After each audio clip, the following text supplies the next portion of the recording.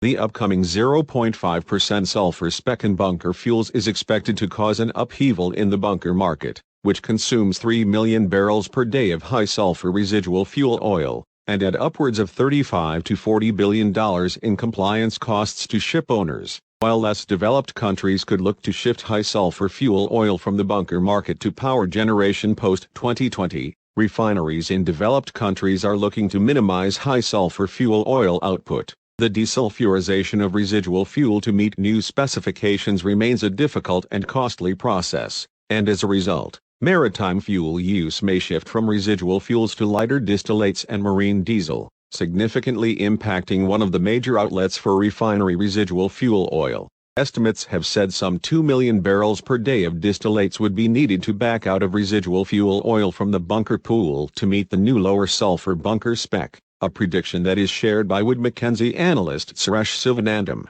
Bernhard Schull Ship Management has opted predominantly for distillate fuels rather than scrubber technology. Considering the small number of ships that have installed sulfur abatement technology, the U.S. EIA estimates that U.S. high-sulfur bunker fuel demand will drop to less than 50,000 barrels per day, compared to 322,000 barrels per day of production in the U.S. in 2017.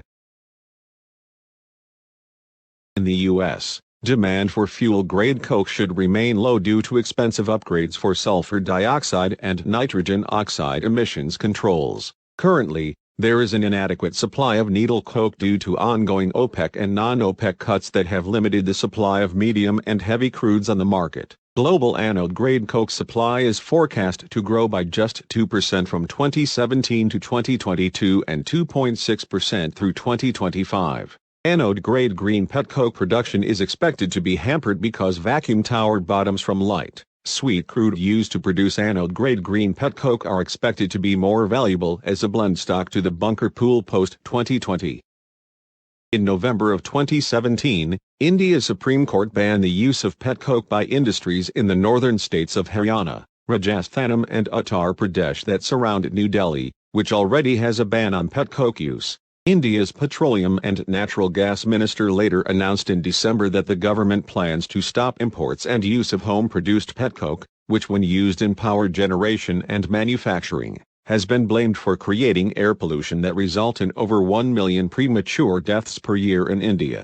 However, the Environment Ministry argued against the ban in New Delhi and the 3 provinces, saying it wanted to give certain low-impact industries a year to find petcoke alternatives. According to S&P Global Platts analyst Jeffrey McDonald, the petcoke markets grew so fast across the country that a ban around New Delhi isn't going to put a huge dent in the overall demand for petcoke.